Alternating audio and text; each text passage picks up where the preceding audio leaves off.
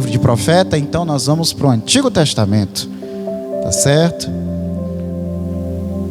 Logo no começo lá do Antigo Testamento, 1 Samuel 16, 6. Enquanto os amados irmãos encontram, né?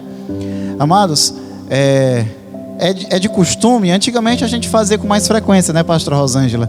Aquelas orientações litúrgicas que a gente fazia, né? Algumas orientações que a gente fazia para falar para a igreja. No meio da palavra, não fique saindo, espere a palavra terminar, a não ser que seja caso de urgência. Eu gostaria de fazer algumas orientações nesse momento, enquanto os irmãos encontram a passagem, tá certo?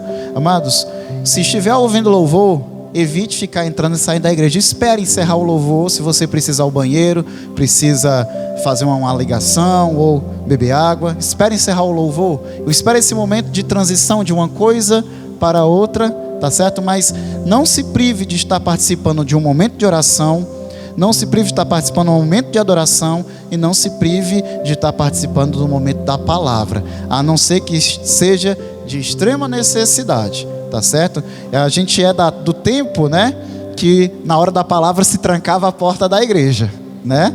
Era trancada a porta da igreja na chave, na hora da palavra. Tá certo, amados? Então, vamos procurar ter esse zelo com o culto, porque o culto não é para nós, o culto é para Deus. Por mais que a gente busque, né, meios para tornar mais confortável o ambiente da igreja, né? Mas a liturgia e a ordem e a decência no culto do Senhor devem ser preservados. Também quero falar para os mais jovens, né?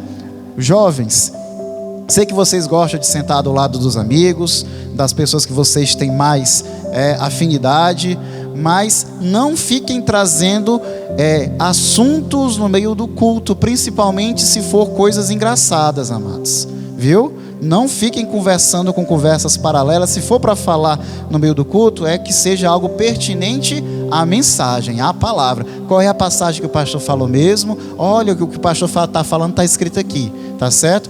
Mas não fiquem tratando de outra coisa que não seja da palavra de Deus no meio da mensagem ou no meio do louvor. Porque se a gente que está aqui na frente e olha para alguém que está rindo no meio de vocês, a gente perde a concentração e pode até pensar que quem está rindo está sob efeito de influência de espírito maligno, tá certo? Então, tenha zelo pelas coisas do Senhor, porque dependendo de quem estiver aqui na frente, se você rir no meio da palavra, você vai passar vergonha, tá certo, amados? Então, tenha zelo, tenha cuidado, tá certo? Amados, vamos ler o que está na palavra de Deus. 1 Samuel, capítulo 16, versículo 6. Vamos do 6 até o 13. Amém? Sucedeu que, entrando eles, viu a Eliabe e disse consigo: certamente está perante o Senhor o seu ungido. Porém o Senhor disse a Samuel: não atentes para a sua aparência, nem para a sua altura, porque o rejeitei. Porque o Senhor não vê como o homem vê. O homem vê o exterior, porém o Senhor o coração. Então chamou Jessé a Abinadab e o fez passar diante de Samuel. O disse: nem este escolheu o Senhor. Então Jessé fez passar a Samar. Porém Samuel disse: tampouco a este escolheu o Senhor. Assim fez passar Jessé os seus 7 filhos diante de Samuel. Porém Samuel disse a Jessé: o Senhor não escolheu nenhum destes. E perguntou Samuel a Jessé: acabaram-se os teus filhos? E ele respondeu: ainda falta o mais moço, que está apacentando as ovelhas. Disse, pois, Samuel a Jessé: manda chamá-lo, pois não nos assentaremos à mesa sem que ele venha. Então mandou chamá-lo e fê-lo entrar. Era ruivo, de belos olhos e de boa aparência. Disse o Senhor: levanta-te e unge-o, pois este é ele. e tomou Samuel o chifre do azeite e o ungiu no meio dos seus irmãos. E daquele dia em diante o Espírito do Senhor se apossou de Davi. Então Samuel se levantou e foi para Ramá. Podemos sentar, amados, em nome de Jesus. Glória a Deus. A passagem se trata da unção de Davi como o próximo rei de Israel.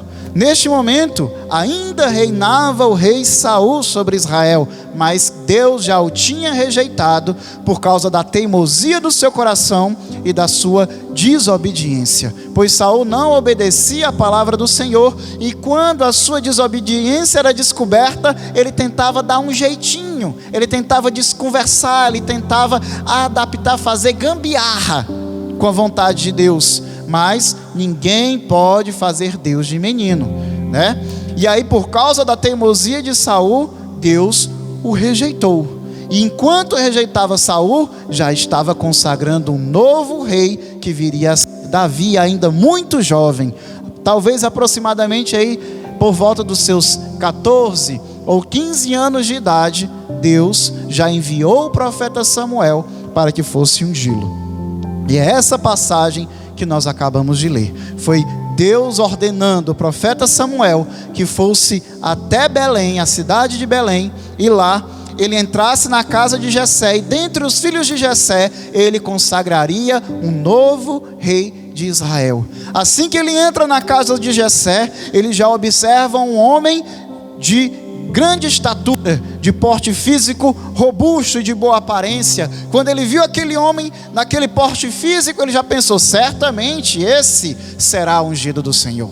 Mas aí Deus fala para o profeta: não, Samuel, não é este o meu ungido. Não se atente à sua aparência, pois o Senhor não vê como os homens vê. O homem vê a aparência, porém eu vejo o coração. Deus vê o nosso coração. A gente pode até na nossa aparência aparentar, mas às vezes a gente aparentar o que quiser. A gente pode, por meio da nossa aparência, fingir parecer o que quiser que sejamos, mas o nosso coração verdadeiramente só sabe Deus, só conhece Deus. Não é raro conhecer, por exemplo, casais que se separam depois de 20, 30 anos, e a pessoa sai dizendo: nunca conheci o meu marido, nunca conheci a minha mulher. Depois de 20, 30 anos convivendo, muitas vezes as pessoas demoram anos para mostrar quem elas são, mas ninguém consegue se manter no personagem por muito tempo. Ninguém consegue se manter fingindo por muito tempo. Portanto, ninguém consegue enganar Deus. Você pode enganar até os seus pastores, pode enganar sua família, seus pais, pode enganar seus amigos, seus irmãos, mas a Deus ninguém conhece. Da mesma forma, igreja, que muitas vezes nós somos julgados, sem conhecerem as nossas intenções, sem conhecer a nossa intimidade, sem conhecer verdadeiramente a nossa verdade. Somos julgados muitas vezes não por aquilo que somos, mas a imagem que criaram de nós e espalharam por aí. É muito mais fácil difamar alguém do que criar uma boa fama.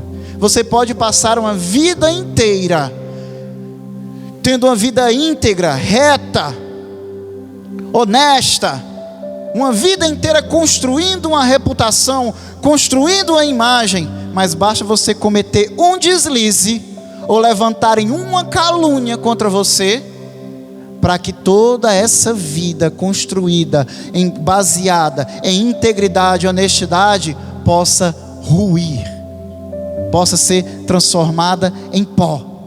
Basta um erro cometido, ou basta apenas que alguém levante uma calúnia muito bem elaborada contra a sua vida, para que hoje em dia a sua vida possa ser destruída. Hoje em dia a gente vive a época do cancelamento.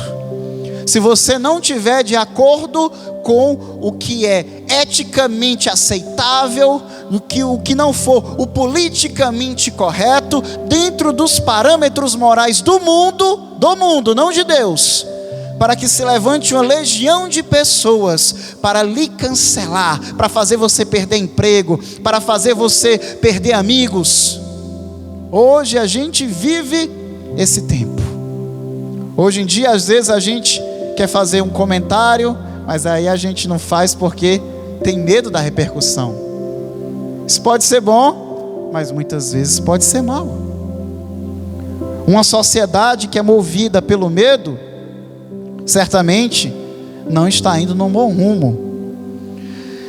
Da mesma forma, igreja, que nós não conseguimos saber a intenção e o coração de ninguém, tanto para o bem quanto para o mal, também ninguém pode conhecer o nosso coração a não ser Deus.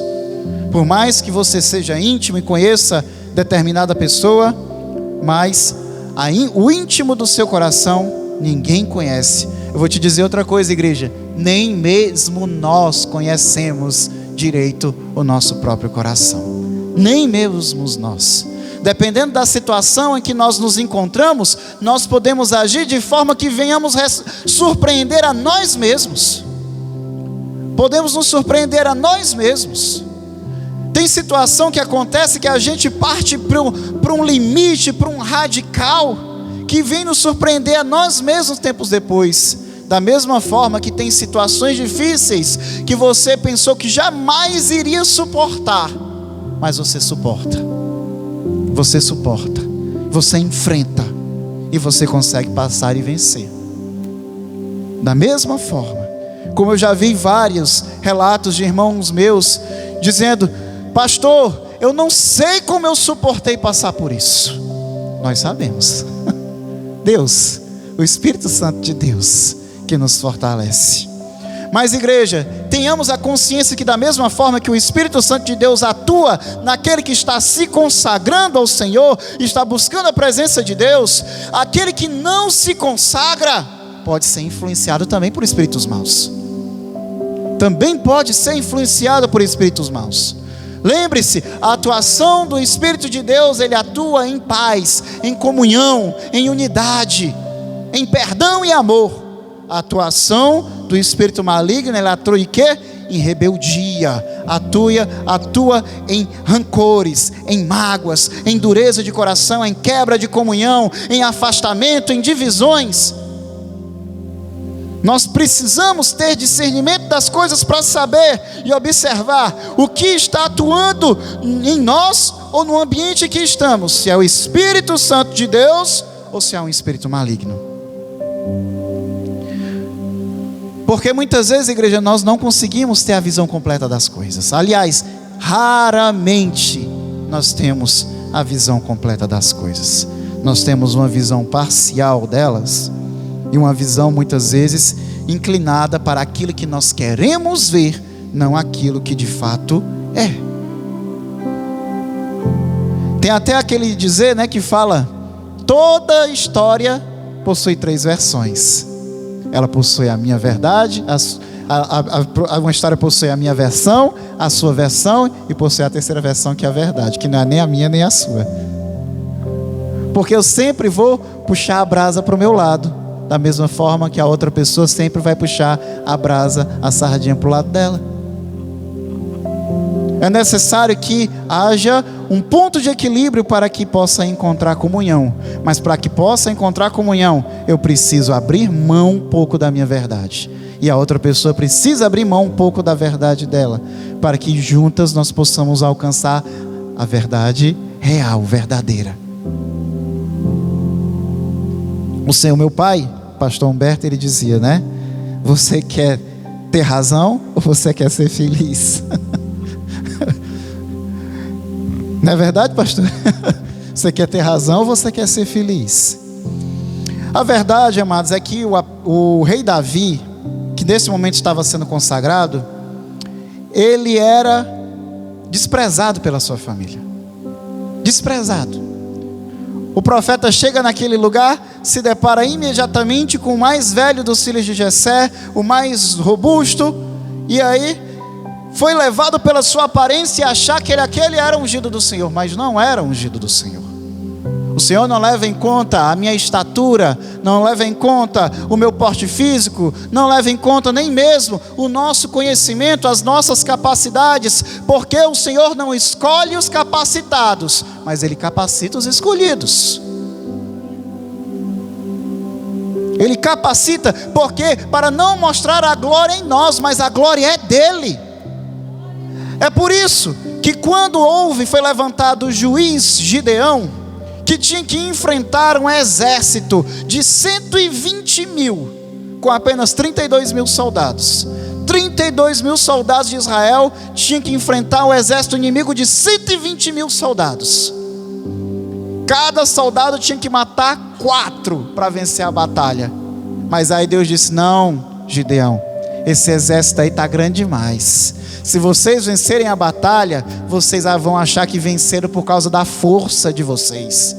Ele diz: faz assim, fala ao exército e diz: aqueles que tiverem medo, podem voltar para as suas casas, que não vão sofrer dano nenhum, ninguém nem vai falar mal de vocês. Não é vergonha desistir dessa batalha que vocês acham que vão morrer. E aí ele anunciou, quando ele anunciou, já foi 22 mil embora, ficou só 10.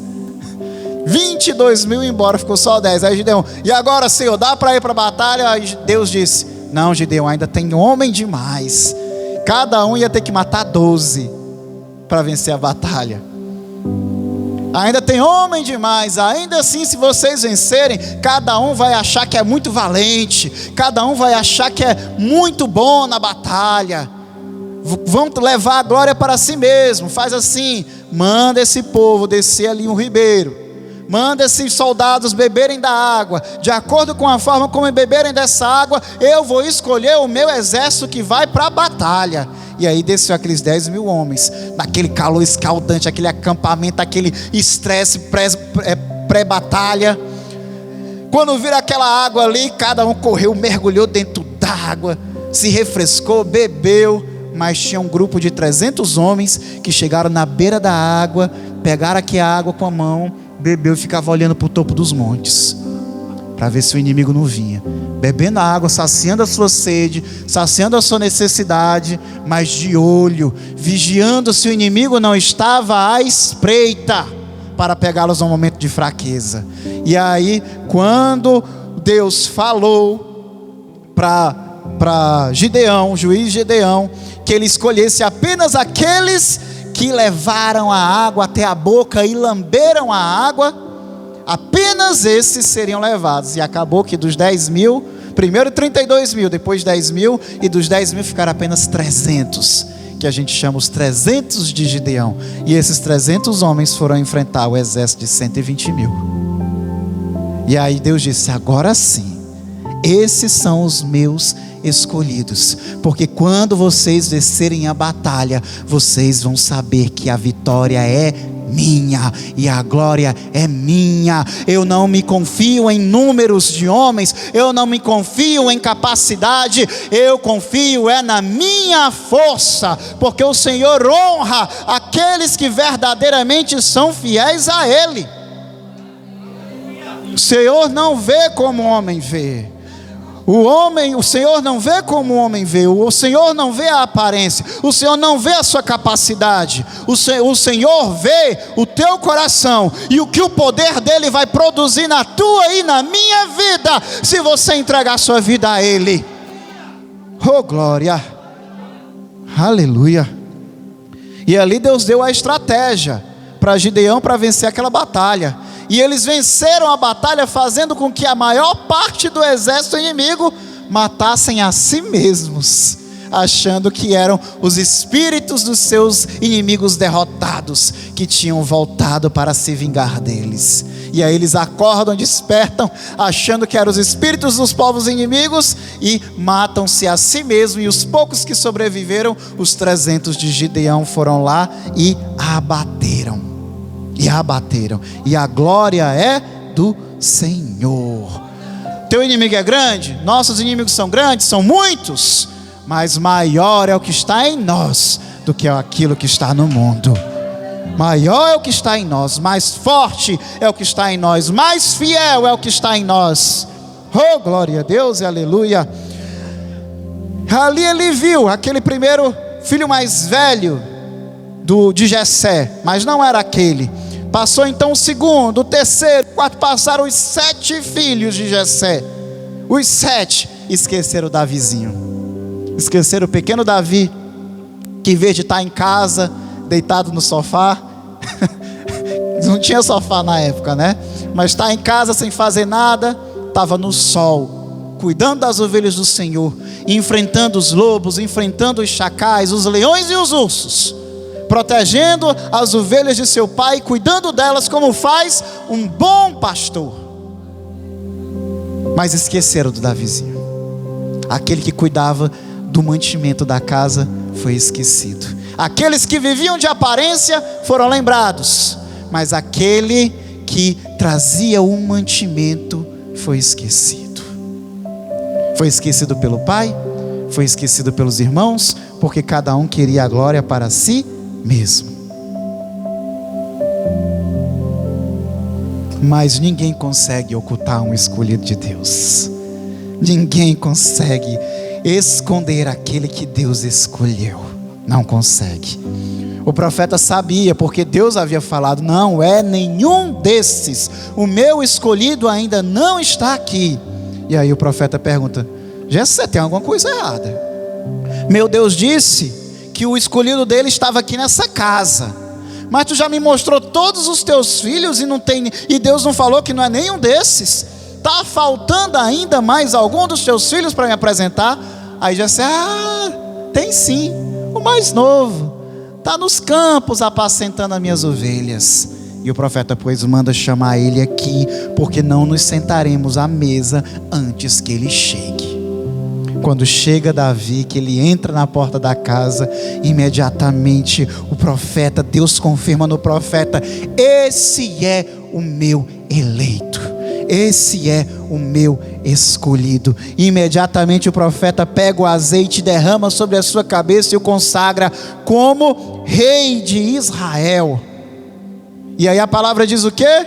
Que depois de ter sido consagrado, o Espírito do Senhor se apossou de Davi. O Espírito de Deus se apossou de Davi, encheu Davi do Espírito do Senhor a partir daquele momento. E olha que engraçado, que curioso, igreja. Depois disso, a palavra fala que enquanto o Senhor tinha derramado o seu Espírito sobre Davi, ele enviou um espírito de loucura para atormentar o rei Saul, que estava em desobediência. Um espírito de loucura que o atormentava dia e noite, até que um dos seus generais se reuniram e perguntaram: o que faremos para trazer um pouco de paz ao nosso rei? E aí um deles teve a ideia: vamos buscar alguém que seja tocador de harpa, alguém para que toque harpa, porque o rei Saul gosta muito do toque da harpa. Vamos encontrar alguém que toque muito bem, que seja mestre no instrumento, para que possa tocar. E aí descobriram que Davi era um exímio tocador de harpa. Mandaram chamar ele. Quando botaram ele para tocar a harpa, o espírito de loucura que atormentava Saul era retirado. Ele não resistia ficar na presença do ungido de Deus quando ele adorava. Ele não suportava. Eu só lembro do meu pai, pastor Humberto, quando estava sentindo batalha espiritual, pegava a harpinha dele, ia aqui para a porta da igreja e louvava. 27 louvores de manhã, 27 louvores de tarde, 27 louvores de noite, todos os dias,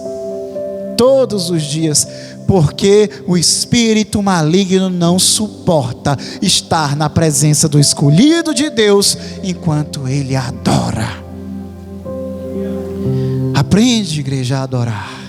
Aprende, igreja, a usar a harpa, a usar os instrumentos, as ferramentas, as tuas armas, para afastar da tua casa todo espírito que se levantar contra os teus.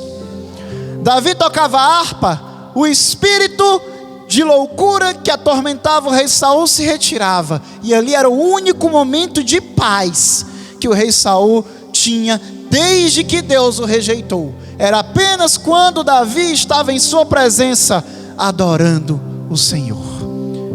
Esse é o poder do ungido de Deus, quando Deus escolhe. Oh, aleluia.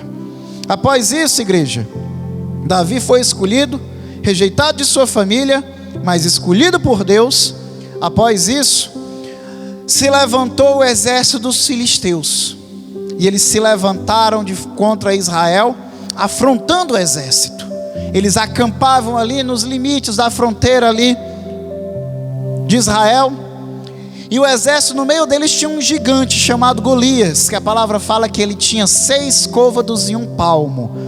6 côvados, um côvado, igreja, são 46 centímetros, que é o mesmo que 2 palmos. Isso aí dá aproximadamente 3,20 metros de altura, se você for fazer a conta. 3,20 metros de altura, aproximadamente, pouco mais de 3 metros de altura. Seria mais ou menos a altura do chão até o teto dessa igreja. Era a altura do gigante. Você consegue visualizar? Você consegue? E esse gigante vestia uma armadura que pesava quase 60 quilos.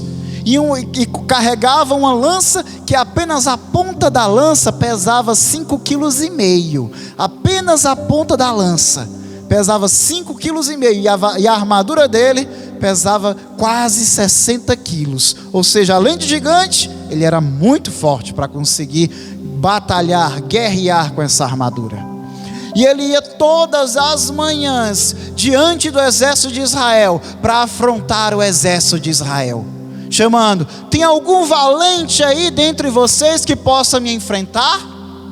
Se me enfrentar e conseguir me ferir, eu juro, está firmado, está votado, se alguém de vocês conseguir me ferir, nós serviremos a vocês. Mas se eu matar o valente de vocês, vocês vão ser nossos escravos. Só que aí, quando Israel olhava para aquele gigante, aquele homem daquela estatura, com aquela armadura, com aquela força, ninguém tinha coragem. Ninguém tinha coragem de se levantar contra o gigante. Todos se acovardavam e ficavam comentando no exército: vocês viram o gigante? Vocês viram o tamanho daquele homem? Vocês viram a força daquele homem?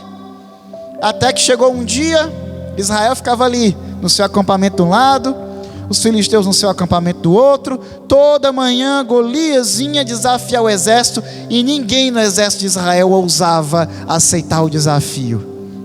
Até que chegou um dia que Jessé mandou Davi até o campo de batalha para levar comida para os seus irmãos. Pega aqui esses pães, pega aqui essa farinha, vai lá, leva para os teus irmãos, porque eles devem estar precisando. Leva este alimento até lá. Davi, como bom filho, vai, obedece o pai. Quando chega no campo de batalha, de repente ele começa a ouvir os soldados comentando: vocês viram o gigante? Vocês viram o tamanho daquele homem? Vocês viram a força? Vocês viram a armadura? E de repente Davi fica curioso e pergunta: o que é que está acontecendo aqui? E eles relatam que toda manhã, um gigante dos filisteus, chamado Golias, ia diante dos exércitos de Israel para desafiar os exércitos de Israel, mas ninguém tinha coragem de enfrentá-lo. E aí Davi perguntou: pois o que farão com aquele homem que o enfrentar e o derrotar?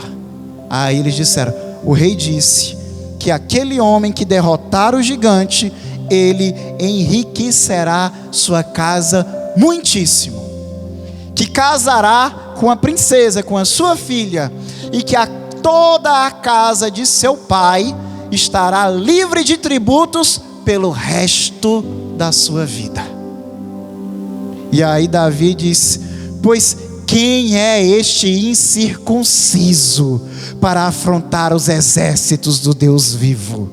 Quem é este incircunciso? Não é gigante, é incircunciso para afrontar os exércitos do Deus vivo. O Davi devia ter assim a altura do irmão Silvio. Devia ter a altura do irmão Silvio, porque ele era de pequena estatura, ele era baixinho. Mas ele não olhava para o seu tamanho, nem para o tamanho do gigante. Ele olhava porque Deus era com ele. Ele confiava, não era na sua força, mas era na força do Senhor. Na força do Senhor é que ele confiava. E ali aquele meninozinho, pequeno, jovem, adolescente, de boa aparência, que não tinha cara de que era guerreiro. De repente, aqueles soldados começam, em vez de falar do gigante, estavam falando do menino. Vocês viram um menino valente que está no nosso meio agora? Que disse que vai enfrentar o gigante? Vocês viram falar do filho de Jessé, que chegou agora no campo de batalha e diz que vai tirar a afronta do nosso exército? De repente o comentário se espalha. Aí ouve o irmão mais velho. Ouve o irmão mais velho de Davi, os comentários: esse Davi que estão falando é o meu irmão, filho de Jessé, eu não conheço o outro, só pode ser meu irmão. Peraí que eu vou ver o que é isso. Quando ele chega lá, está Davi falando que vai enfrentar o gigante Golias. Aí o irmão dele se levanta cheio de arrogância para com ele, dizendo: o que é que tu veio fazer aqui, Davi? Pensa que eu não conheço a tua presunção? Penso que eu não conheço a vaidade do teu coração? Tu veio aqui de curioso, para observar a peleja, a batalha. E aí Davi se surpreende com a reação do seu irmão. Para que isso, meu irmão? Qual é a necessidade disso? Eu vim apenas trazer um alimento que o nosso pai mandou eu trazer aqui para vocês. Eu vim apenas para isso, mas eu chego no exército do Senhor e eu encontro um exército acovardado. E ele mais uma vez, ele decide o quê? Em vez de se concentrar no seu irmão, que tentou reduzir, o que foi que ele fez? Ele ignorou o seu irmão e começou a falar para os soldados: quem é este incircunciso para afrontar os exércitos do Deus vivo? Ele repetia e repetia, e chegou nos ouvidos do rei. E o rei disse: manda chamar esse jovem aqui. Manda chamar esse jovem aqui. Quando ele chega lá, o rei pergunta: é verdade, Davi, que você vai enfrentar o gigante? Ele disse: sim, Senhor, eu vou tirar esta afronta dos exércitos do Senhor. Ele disse: mas Davi, tu é pequeno, tu não é guerreiro, como é que tu vai enfrentar?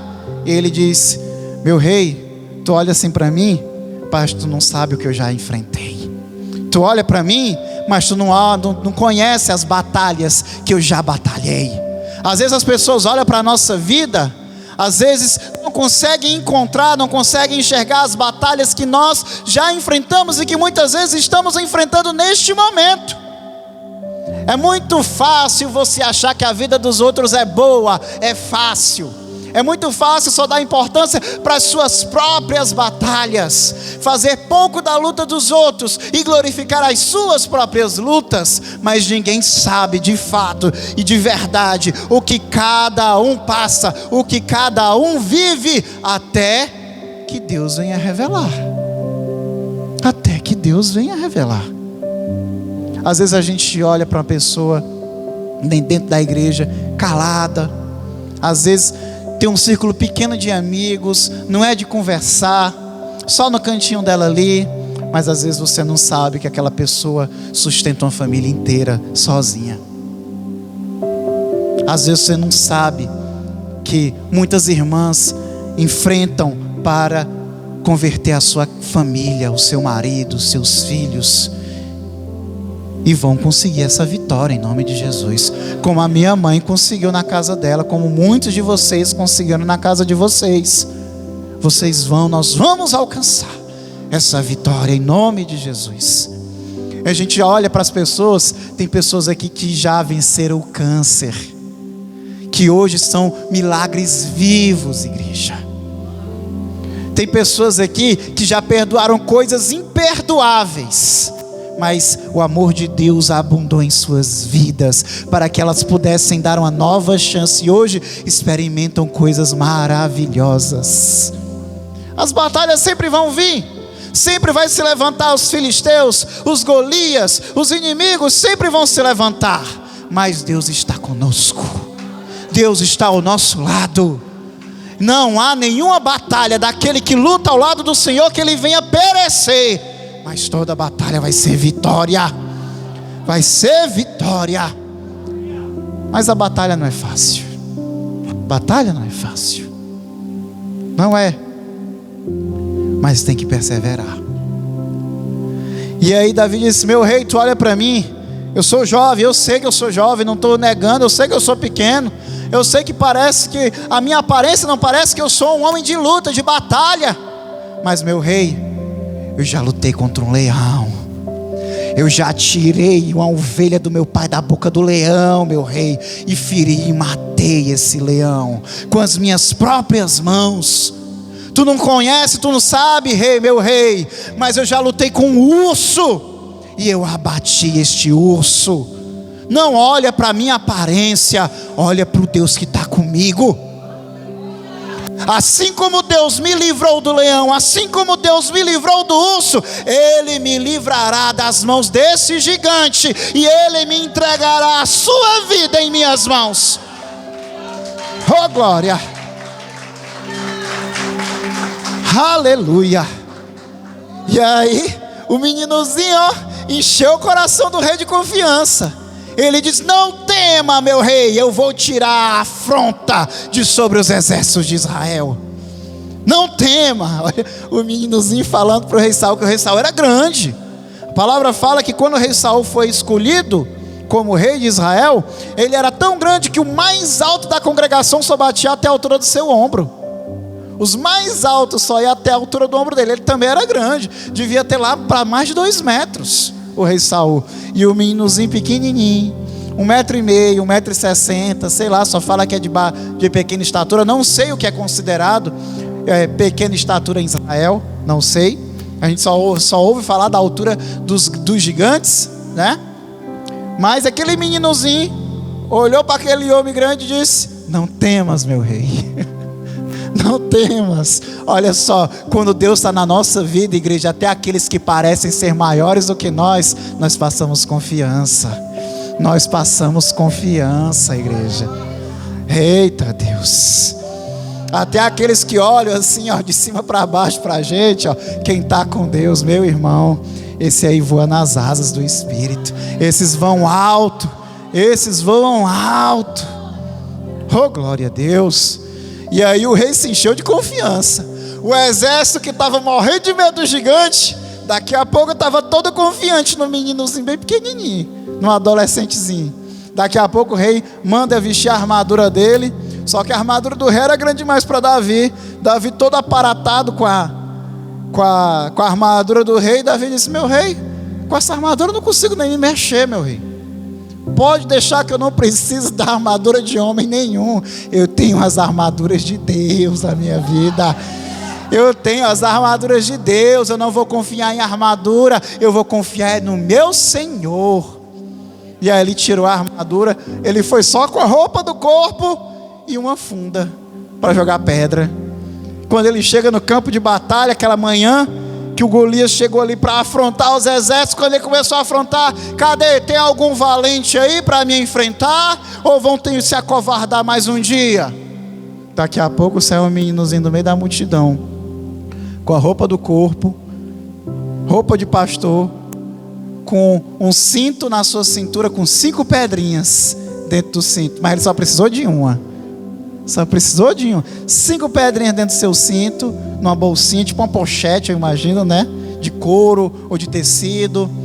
E uma funda na sua mão. Já deixa a pedrinha preparada na funda. E aí quando o gigante vê aquele menino, o gigante começa a rir, começa a gargalhar, começa a fazer pouco de Davi, dizendo: é isso aí que vai me enfrentar? Eu venho contigo com armadura, lança, escudo e espada, e tu vem comigo com pedra? Por acaso eu sou um cachorro? Começou a zombar de Davi, porque era pequeno, porque não tinha espada, porque não tinha armadura, não tinha escudo, não tinha lança. Começou a zombar. Igreja, o inimigo é sujo e ele é covarde. Sabe qual é a principal estratégia do inimigo? Sabe qual é a principal estratégia do inimigo? É colocar medo. É colocar medo no ungido do Senhor. É fazer o ungido do Senhor achar que ele não está preparado. Não tem nada, igreja, que nós venhamos fazer para nos prepararmos para fazer a vontade de Deus. Apenas cumpri-la. Porque enquanto cumprimos a vontade de Deus, Deus se responsabiliza. Mas olha, é fazendo a vontade de Deus. Não é querendo adaptar a vontade de Deus à nossa. É obedecendo a Deus. Não é encaixando Deus no tempo que sobra ou fazendo do jeito que nós queremos, não. É do jeito que Deus quer, quando e onde Deus quiser. E ali Ele se responsabiliza. O inimigo vem para tentar fazer você se acovardar. Deus te chama, começa a trabalhar na tua vida, daqui a pouco você começa a ter experiência espiritual. Começa a ver coisas, daqui a pouco você tem medo de orar. Você tem medo de orar porque vai ver coisa que não gosta. Você tem medo de dobrar o joelho de madrugada porque não quer ter experiência com o inimigo, com o espírito maligno. E aí você deixa de orar porque tem medo do inimigo. Aí você começa a evangelizar, começa a ganhar vidas para o Senhor, e aí começa a acontecer problemas pessoais dentro da tua casa. Aí você pensa o quê? Foi só começar a fazer a obra do Senhor que começou a dar problema. Eu vou parar de fazer a obra do Senhor. Essa é a principal estratégia do inimigo, é o medo. É colocar o medo de fazer a vontade de Deus. Achar que fazendo a vontade de Deus nós vamos perder alguma coisa. Daqui a pouco tem visões, mas é muito demônio, pastor, é muito demônio, não aguento mais ver demônio, cadê os anjos? Igreja, os anjos eles estão nas regiões celestiais. A terra é ambiente dos demônios mesmo, igreja.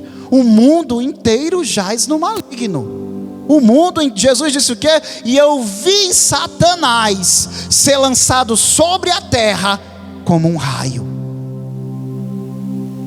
Jesus falou. A terra é lugar dos demônios mesmo, igreja. O inferno é o lugar da punição, da prisão deles. E futuramente, na consumação dos tempos, no juízo final, o lago de fogo. O inferno também não é o destino final, nem dos demônios e nem dos infiéis. É o lago de fogo. A palavra diz que a morte, o inferno, Satanás, a besta, o dragão e todo aquele que não foi encontrado com o nome escrito no livro da vida serão lançados dentro do lago de fogo. A própria morte, o próprio inferno também vão ser lançados lá, vão ser aniquilados. E ele diz, e essa é a segunda morte. Amém, igreja? Então, o inimigo é sujo, mas não se acovarde não, igreja. Sabe por quê? Todo covarde, ele é assim, ele quer botar medo em você, porque sabe que se você reagir, ele não vai aguentar contigo. Ele não vai aguentar contigo. Então ele tenta te reduzir, ele tenta te diminuir, ele tenta te deixar inseguro, te deixar com medo, para que ele consiga ter essa vantagem sobre você. Quem já assistiu aqui aquele UFC? Aquele negócio de luta livre, né? Chamava luta livre antigamente. Tem uns caras que têm uma estratégia de ficar provocando o adversário, para desequilibrar emocionalmente o adversário, para o adversário perder a estratégia no combate, partir para o combate emocional e não para o combate estratégico. O inimigo faz a mesma coisa, igreja. Ele faz a mesma coisa.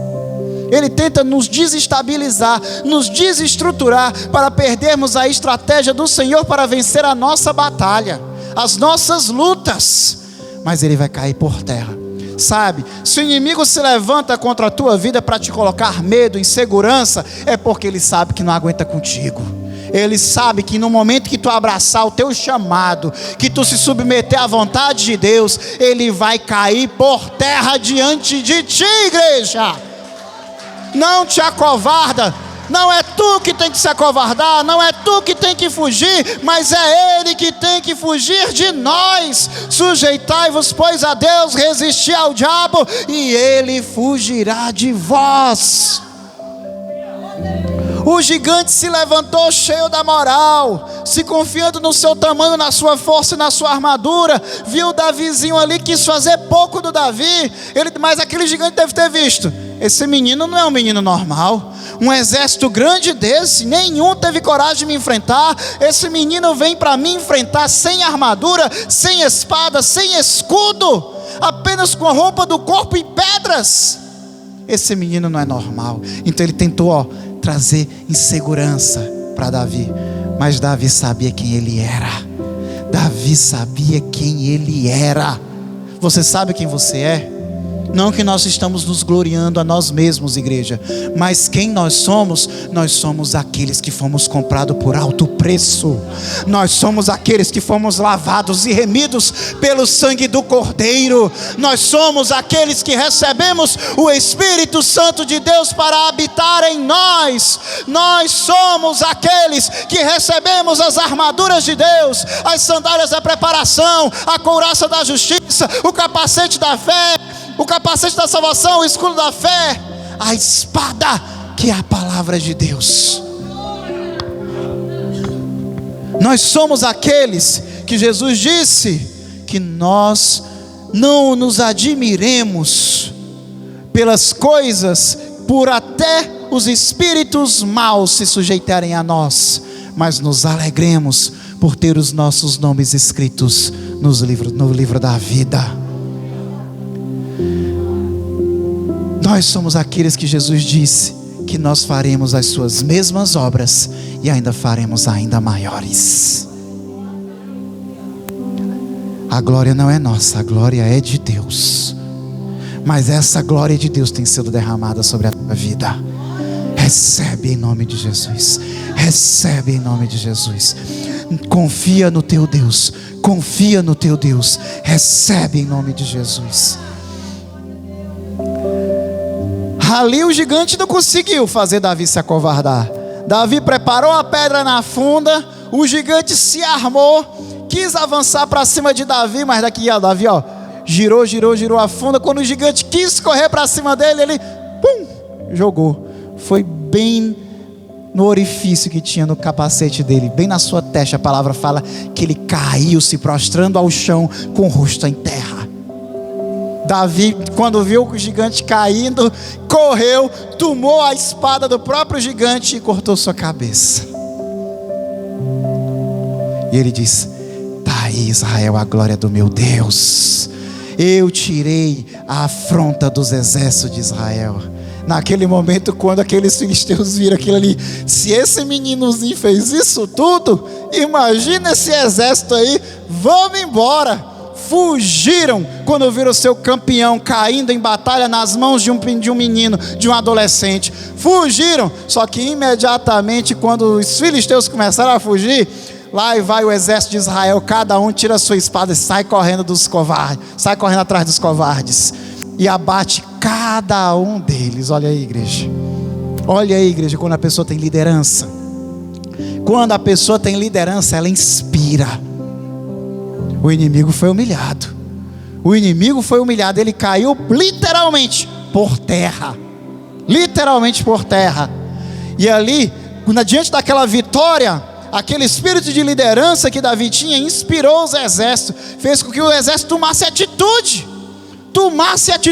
Percebe aí, pastor, esse espírito de liderança? Recebe aí essa unção de Davi? Recebe aí em nome de Jesus essa unção de batalha? Recebe aí em nome de Jesus? Recebe, porque a senhora está diante de uma obra, mas atrás nós vamos também em nome de Jesus. E essa mesma espírito de liderança Deus entregue sobre os nossos líderes de jovens, sobre os nossos líderes de louvor, sobre as lideranças dos grupos de dança, em nome de Jesus, sobre os líderes de casa de oração. Que Deus abençoe as suas vidas com essa unção de batalha, de guerra, de vitória, em nome de Jesus.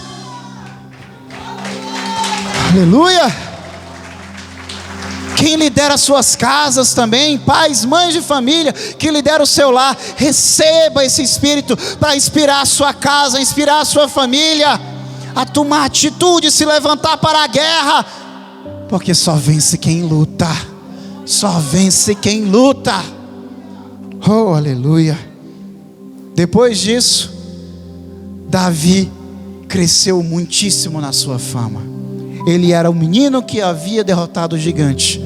Mas cada batalha que Davi ia depois disso, ele se transformou numa espécie de herói de Israel. Uma inspiração para todo o exército. Toda batalha que Davi ia, ele trazia a vitória. E o seu nome crescia em fama cada vez mais. Até que chegou um momento que a fama de Davi era maior do que a fama do rei Saul. E de repente, quando Davi voltava de uma das campanhas militares, e rei Saul estava ali para receber o exército, de repente ele via as mulheres cantando o nome de Davi. E quando ele vê as mulheres cantando o nome de Davi, o seu coração se enche de ciúme. Ele se enche de ciúme, e aquele amor que ele tinha por Davi, aquele menino que espantava o espírito que o atormentava, aquele menino que havia tirado a afronta do gigante contra os exércitos de Israel, o menino que ia trazer a vitória de todas as batalhas que ele ia, de repente, aquele menino que trouxe tantas vitórias, tantas glórias para Israel, Saul passou a perseguir, e queria matar. Davi então teve que fugir, teve que se esconder, para que o seu próprio rei não o matasse.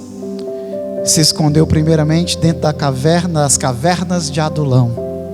E lá, mesmo escondido, não tem como ficar oculto.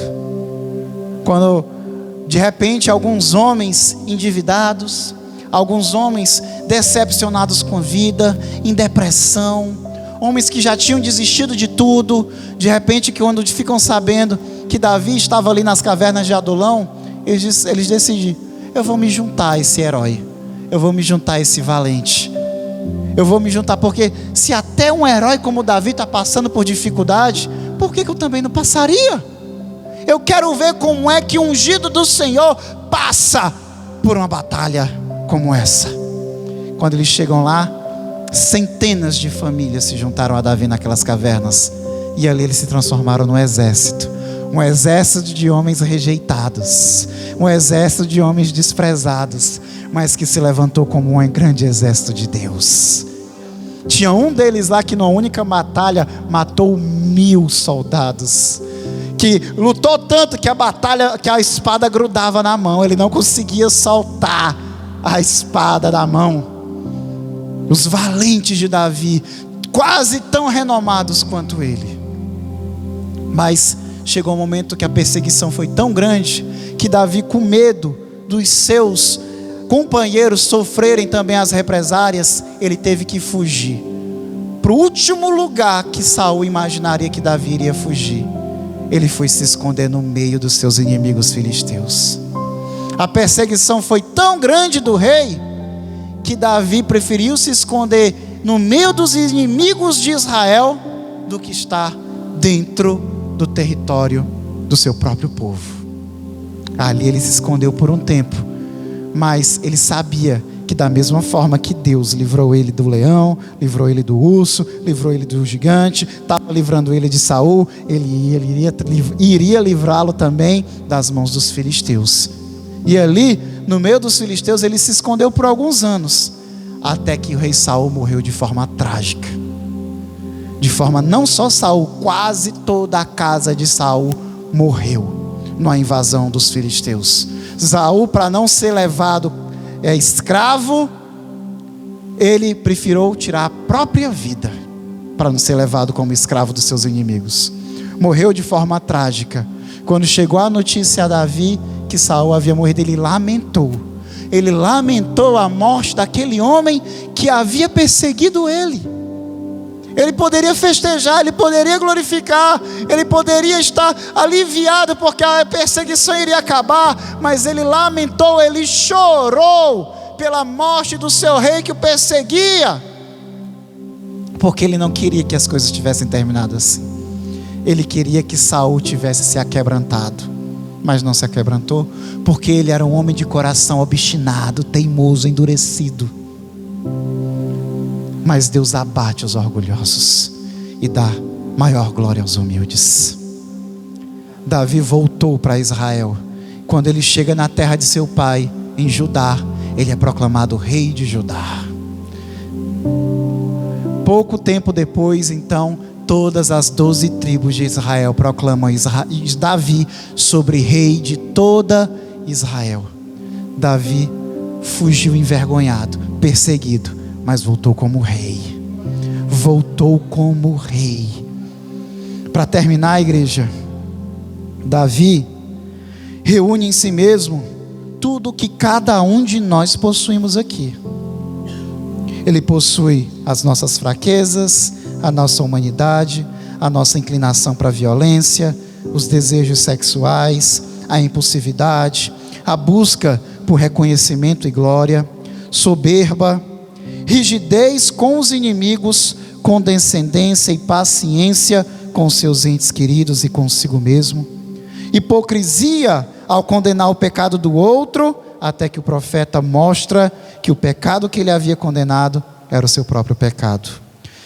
Mas também Davi possuía coragem, fé, temor a Deus, respeito aos profetas, espírito de liderança, que Deus está entregando aqui esta noite em nome de Jesus, amizade, lealdade. Quando exortado, alcançava arrependimento verdadeiro e, acima de tudo, ele amava e confiava em Deus. Quero terminar com o Salmo 51:11, que é chamado Salmo de Arrependimento, que fala: não me repulses da tua presença, nem me retires o teu Santo Espírito. Restitui-me a alegria da tua salvação e sustenta-me com um espírito voluntário. Então ensinarei aos transgressores os teus caminhos, e os pecadores se converterão a ti. Abre, Senhor, os meus lábios, e a minha boca manifestará os teus louvores, pois não te comprazes em sacrifícios, do contrário eu os daria. E não te agradas em holocaustos. Sacrifício agradável a Deus é o espírito quebrantado e o coração compungido e contrito. Esse Deus não desprezará. Salmo de Davi. Que Deus abençoe a sua vida em nome de Jesus.